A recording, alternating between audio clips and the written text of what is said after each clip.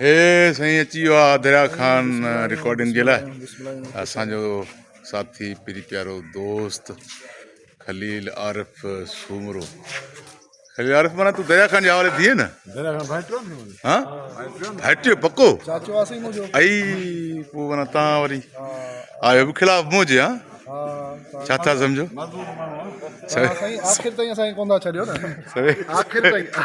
खलील बि चए चइबो हाणे माना इहो वक़्तु अची वियो आहे जो असां नवाब खान सां साम्हूं थिया आहियूं। सुठी ॻाल्हि आहे, सुठी ॻाल्हि आहे। न न इहे दरिया खान जो किरदारु त माना भरपूर किरदारु आहे न, ऐं हीरो हीरो जी साइड जो किरदारु आहे फस्ट क्लास। ओके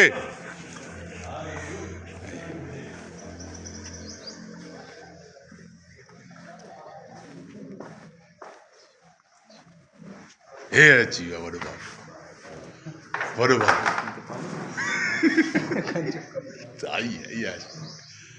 टोपी ठही थी। हा बाबा अछड़े कबूतर में मूंखे अहिड़ी टोपी इहा हुई आहे न। हाणे त वरी लीमो मिठो पाए खटो पाए उन में वरी पटको आहे। हा हा न बा हे असांजे लुंड साहब हले पियो न किरदारु अञा। कहिड़े किरदार में नालो? सत्तार।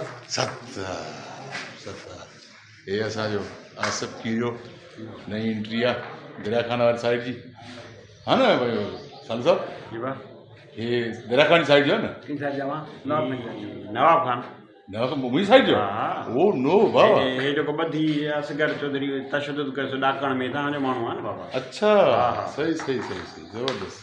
इहा ख़ुशी थी तमामु भली बहितरीनु। वॾे बाबा जा किथे आहिनि सीन? असां त आहिनि न। पोइ बाबा तूं मूं वारे सेट ते हल न। हालूं था पटको बता। हा पटको बद हीअ वरी नओं जंगजू असां हथु कयो आहे की खाधो हे नओं जंगजू बाक़ाइदा अथई माना ईअं खूनखार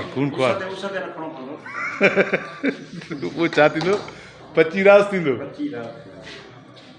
न वाह कल्ह इहो डायलॉग फस्ट क्लास आहे। हा भलो डायलॉग वाह ईअं माना बाक़ाइदा ईअं बुर्दबार एक्टर आहे। ऐं हे लुट साहब बि तमामु बहितरीनु किरदार में जेको आहे सो हले पियो। हा न ॿियो बि त साथी हुयो न तुंहिंजो हबीब। पोइ हबीब वरी हा हलो सीन कढो ऐं हेॾां ही गुलण जान बि अची वियो आहे। माण्हू आहियूं ऐं सिर ॾींदासीं तव्हांखे न छॾींदासीं। ओके तूं बि वरी मुंहिंजे ख़िलाफ़ थी आहीं छा? न तव्हांजे पोयां सिर ॾींदासीं न अॻियां कोन ॾींदासीं। मुंहिंजे पोयां न पइजां। ओके सही स्टेज ड्रामो कीअं रहियो था? सीता वारो स्टेज मां त कराची हुयुसि। हा बाक़ी ॿी संगत हुई। हा बहितर थियो सुठो ड्रामो। हा माशाल्लाह। तूं बि हण न कोई स्टेज ड्रामो? स्टेज इंशाल्लाह हणंदासीं हिते दादू में या सीता में? न इहो स्टेज जेको सो इंशाल्लाह हाणे इहो मिली आया आहियूं होॾे।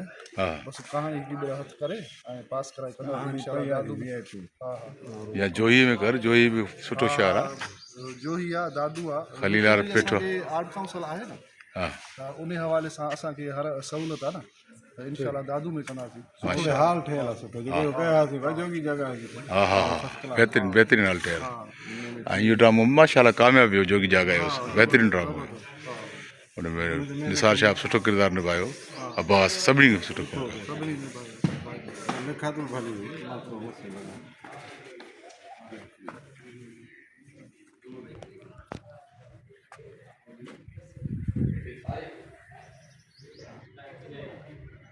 तकरार जो कमु जारी है सारी आहे।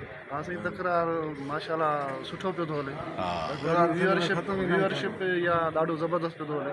सही न मन पोयों जेको सीन हलियो हुयो ॿेले वारो अखियुनि ॿधण वारो। तव्हांजो मोटरसाइकिल ते ग्रेंजर लॻी बाक़ाइदा मंदूर आकाश दरिया खान जे कैरेक्टर में तव्हां ॾिठो हूंदो।